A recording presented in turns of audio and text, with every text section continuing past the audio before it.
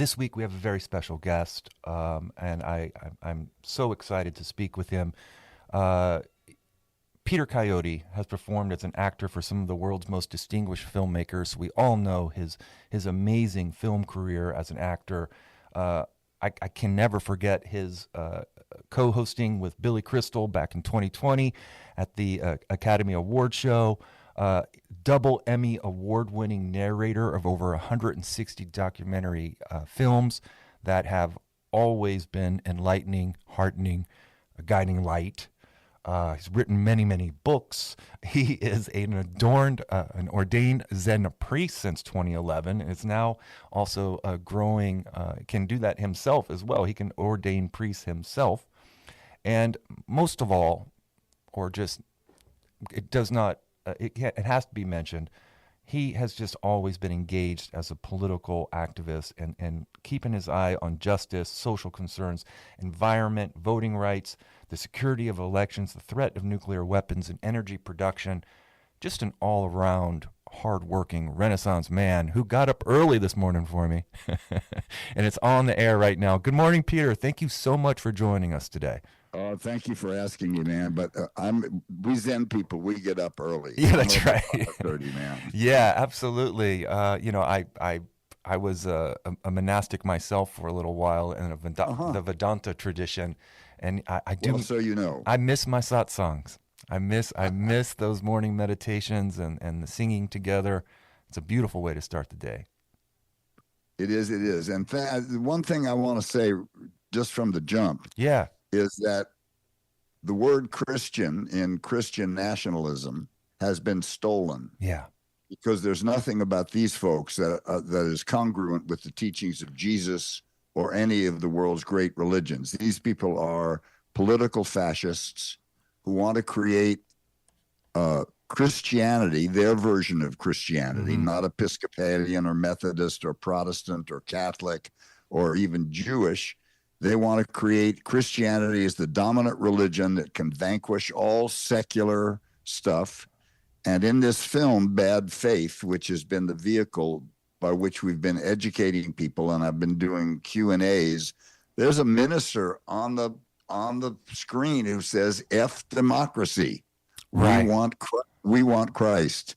So these people, they wouldn't be so bad if they weren't backed by huge fortunes. Yeah. And if this hadn't been part of a 60-year program to move America to the right by the Koch brothers, by the oil lobby, by the armaments industry. These people hate government because government is the only entity that can regulate the corporate sector and stop them from dumping their crap in the water and the air, poisoning the food, unsafe labor standards, all which cut a little bit into the bottom line, but give you a culture, a life. So these people are the foot soldiers for some of the richest people in the United States who've been going back since 1968, since a guy named Lewis Powell wrote a memorandum that you can see online. And he laid out a blueprint for right-wing people to take back government from what he felt was a liberal onslaught during the 60s, the civil rights movement, the anti-war movement. And the Republicans have been following it in lockstep. They brought us Ronald Reagan, who declared government the enemy. Why would you declare government the enemy in a democracy when these are your friends and your neighbors that you vote? And he brought in Pat Buchanan, who brought in the evangelists and brought in the militias. Then Newt Gingrich came in and declared Democrats evil. That was the end of comedy and goodwill and having a drink together at the end of the day. And it's just been like this for even the Democrats under Bill Clinton became a neoliberal party. Neoliberalism is the belief that markets should never be regulated. And they began chasing the same big money that the Democrats were chasing. And they forgot about blue-collar, urban, and rural people.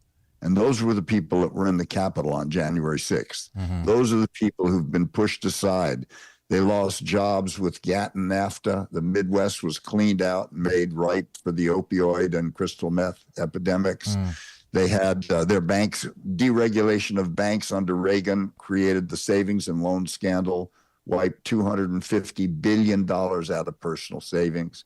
I won't go on like this, but people need to know this has been a long-term project. Donald Trump is not an accident. He's the tip of a spear that extends back to the 60s.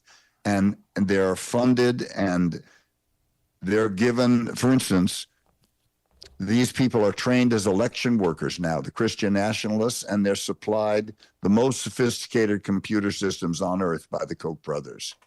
And they're going into swing states, into swing counties, very, very granular stuff. And their agenda is to take power. It's pure and simple. It's not to worship God or Jesus or be kind to their neighbors or follow the 10 Commandments. It's a certain kind of white Christian fundamentalist, right-wing, go for it organization that is very, very threatening because people don't know about it. They hear the word Christian, they go, how bad could it be? So you feel like there's a lot of folks who have really been fleeced, really, or being fleeced or being duped, for their... What a surprise. Yeah. And so under the guise of some sort of... people are looking for community. They're looking to... You bet.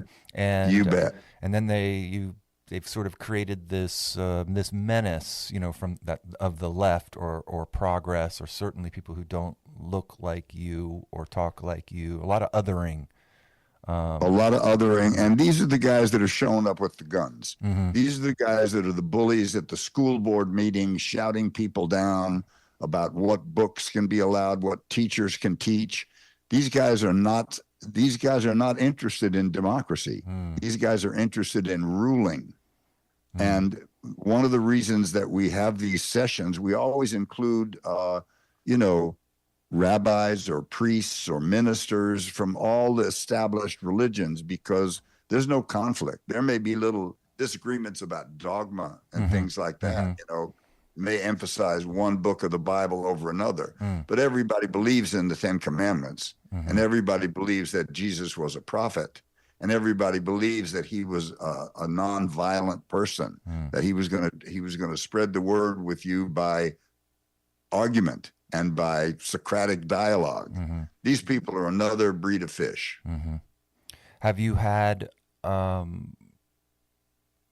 is anyone coming, I don't say coming at you, but when do you get pushback from folks who, have you had any conversions along the way where you've actually kind of opened the door, opened some light into what feels kind of like a culty situation? Well, I tell you, I'm so impressed by this guy, Brad Onishi. Yeah. Everybody should come and hear him, because absolutely.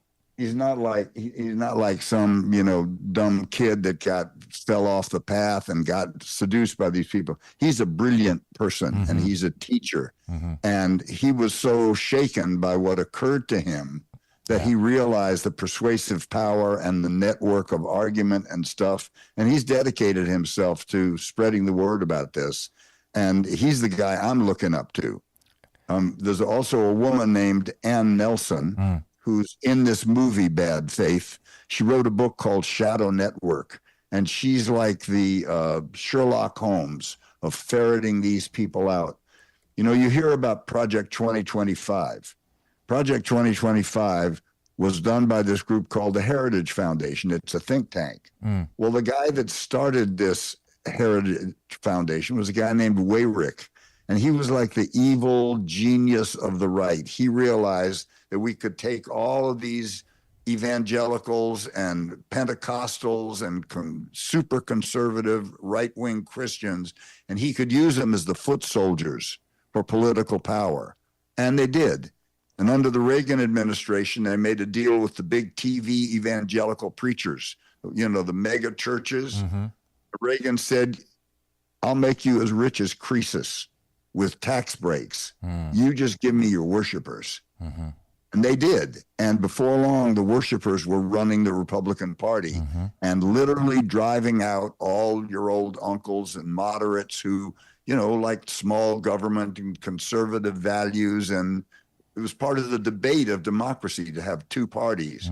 But what these guys have done is they've kicked out the old familiar Republicans, and they brought in Matt Gaetz and Marjorie Taylor Greene and people who are not even interested in legislating.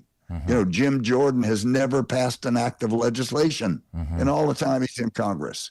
So these people just, they're holding hearings. They want to get Hunter Biden. They want to cast dirt on everybody and make you believe that everybody's corrupt, government is bad, and all these people, your friends and neighbors and community that you send to Congress, are all crooks. It's not a perfect system, but it sure is better than fascism. Yes, and this idea that you know, that there is, the Bible, for example, would be the law of the land over the Constitution, over our. Exactly right. And I just am, you know, I don't know how people can compute that you can have free religion, you know, in a society where one religion is supreme. You have to have a secular society to allow for all of the freedom of expression. That's exactly right. This is exactly the problem that Israel faces. If you have a state religion, if you have an official religion, you can't be a democracy because every other religion is secondary status. Right. And so what these people say, I don't know if they believe it because it's easy to find out the truth. The founding fathers were not this kind of Christian. The founding fathers, George Washington, Thomas Jefferson, James Madison, called themselves deists.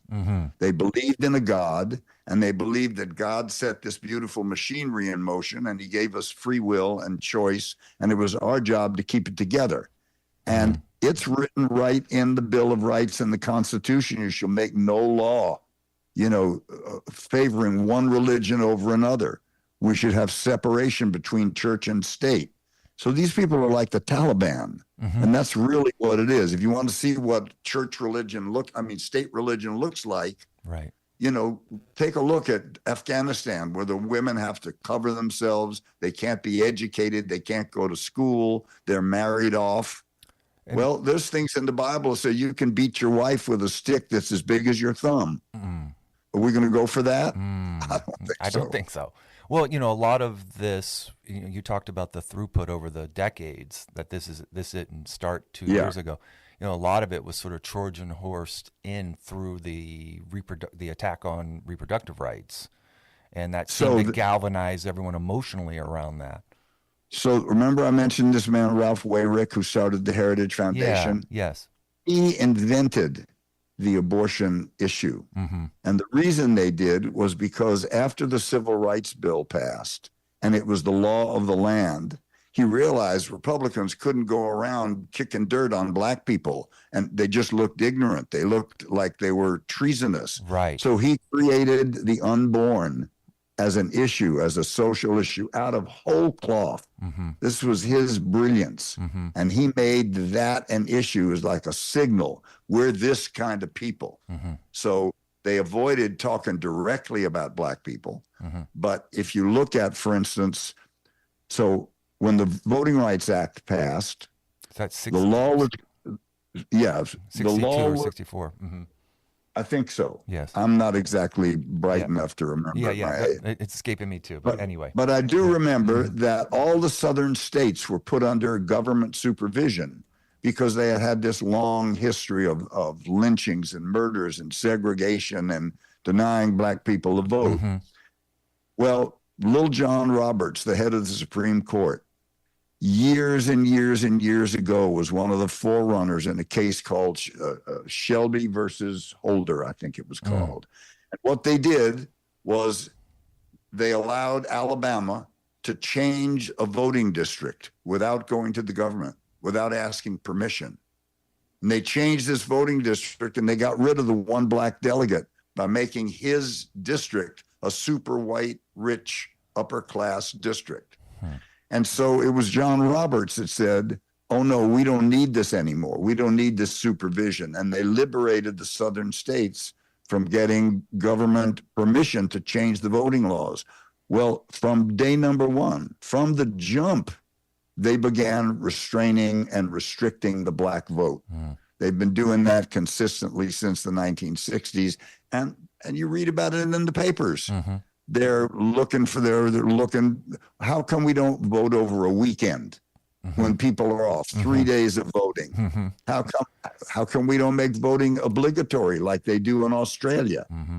I mean, we've got one of the lowest participation rates in the Western European deal. We got maybe 50% on a good year. Right. So that gives a great advantage to radical minorities who want to get in there and throw their weight around. And you can do what Trump did, lose the popular vote by millions, but shave enough off the electoral college to become president. And the test run for that was Bush v. Gore. Again, the Supreme Court chose a president. And what's happened is these people have realized, because the Republican agenda is unpopular, because it's basically for rich people, they can't sell it and win Democratic majorities. So they've learned to do what they want to do through the courts. So they've been in lockstep for 60 years, getting the kind of Supreme Court we have now, making the lesser courts conservative. And the Democrats, quite honestly, have been asleep at the switch about this. When Obama was denied his legitimate Supreme Court appointment, I think the Democrats should have left Congress. They should have walked out and stalled all business.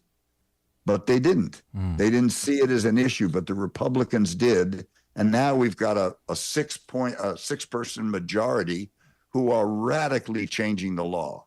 They lied in public testimony. They said, oh no, Roe v. Wade is settled law. We're not going to do anything about that. They got in there and they did that. And now they've done this new case called the Chevron deference. So for many years, the courts have given deference to government agencies who are filled with experts, you know, doctors in the FDA and the environmental protection, scientists. And they've said, as long as legislation is reasonable, we're going to defer to the experts. Well, the John Roberts Supreme Court just reversed that, which is basically going to say government can't regulate anything. It's going to have to go to Congress. Well, good chance. You want Congress regulating what kind of medicine you can take, what can be in your food. All they got to do is wait for the guy with the biggest wallet to come in and the say, biggest check. Yeah. So, I mean, this is a very, very radical court, and it's going to have to be changed. I don't know how it's going to have to be changed, but people are starting to realize that their rights are being taken away, and this court is operating in the service of a radical conservative agenda. Folks, if you're just tuning in, I am speaking with Peter Coyote, activist, artist, actor, and he is also one of the experts on an upcoming panel that's taking place right here in Sonoma at Burlingame Hall on September 7th from 6 to 8 p.m. It is called Project 2025 and the Threat of Christian Nationalism. We are, as you can tell, it is a unwieldy, wild topic of great significance that plugs into all the different spheres of our community and concerns. I also always have to mention that, because we get all kinds here, Peter, it's community radio. We let everybody step up to the mic to a point. We like to let people know that the views and opinions expressed on KSVY Sonoma and Sonoma TV are those of our individual hosts and guests and do not necessarily reflect any particular position that the station's having, but we do love to amplify conversations and these thoughts, and it's really important. You do a great job at that. Let me take polite exception with one thing you say. Please. You called me an activist. Yes. And I never use that word, and I'll tell you why. Cool. Because that word was invented by the enemies of progressive change, and I'll tell you how. If you want to separate someone out from the main body of people, you put an IST after them. You make them a socialist, a communist, an artist, an activist. So think about what the implication of activist is. The implication is that most people don't act on their beliefs, but there's a small radical subset of people that are going to go to the wall for their beliefs. We'll turn that around. People who don't act on their beliefs are hypocrites. I'm not an activist. I'm a person who's engaged in my life. I'm engaged in the life of my community. I'm here to respond and talk about issues. That's normal to me. Right. Being branded as an activist, as Yeah. like some freaky deaky. It's like hippie. Right. The word Artsy hippie was fartsy. Yeah. designed Yeah. to infantilize people who were actually hip, Yeah. who were coming in the tradition of the beat. The word beatnik. Mm-hmm. The beat poets called themselves beat from the word beatitude. And then Herb Cain called them beatniks to make them someone less than you. And an activist is someone less than you. He's different than you.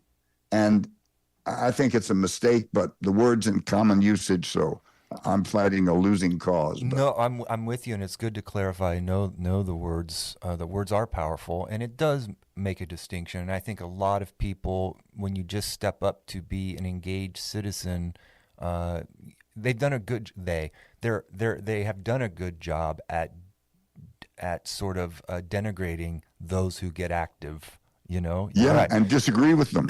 That's exactly right. Like, why do they get so upset when movie stars have political opinions?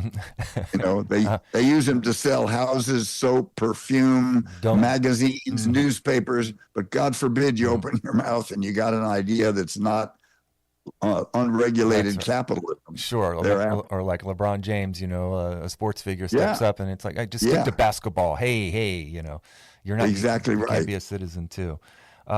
Folks, this is going to be a very fascinating and I believe illuminating evening on September 7th. WakeUpSonoma.com is the website to go and learn more and also ticket information. 6 to 8 p.m. September 7th. Next week, I'll be speaking with the president of Wake Up Sonoma as well as the moderator, Reverend Dr. Curran Reichert, to have our last interview before the big event. And she's fun. Yeah. Curran is fun. Yeah. You like that. Have you guys been, has the panel been assembled in some other, or is it well, a different? It's different, but Curran was the moderator of the first one, the first time we showed. Cool. And she's a lightning bolt. She's great. Yeah, I think it's going to be a really, really illuminating evening. And Peter, I thank you so much for taking some time out today to get our listeners excited about it, to kind of connect the dots and know that these aren't just isolated issues that are out there. They're right here at home. They're right here in our communities. They can affect us. They are affecting us. We're in it. We're in this radical moment together. Well, thank you for doing what radio is supposed to do and does so well. Oh, that means a lot, Peter. Thanks so much. And hey, is there anything you want to highlight outside of this very important work? What's up? What's going on in your work? No. Yeah. I'm just here on this agenda to get people to hear Brad Onishi and to come to this thing. Anyone can see the trailer at badfaithdocumentary.com. That's right. But you can see the movie on Amazon Prime, or for 99 cents, you can see it on YouTube. Cool. I want people to decide for themselves. Yeah, check it out. Get educated, folks. Get informed. Ask good questions. I'll share out the links to that trailer on my social media today. And Peter, I'll see you here in town here in a couple weeks. Thank you so much, man. Really, come up and say howdy. I definitely will, Peter. Thank you so much. You're welcome. Bye-bye. Bye. Peter Coyote here on KSVY Sonoma. He is part of a panel coming up, Project 2025 and the Threat of Christian Nationalism. It's happening Saturday, September 7th, 6 to 8 p.m. right here at Burlingame Hall. Serious stuff. It's history, and it's also contemporary politics and culture. We all got to get involved, so come on back.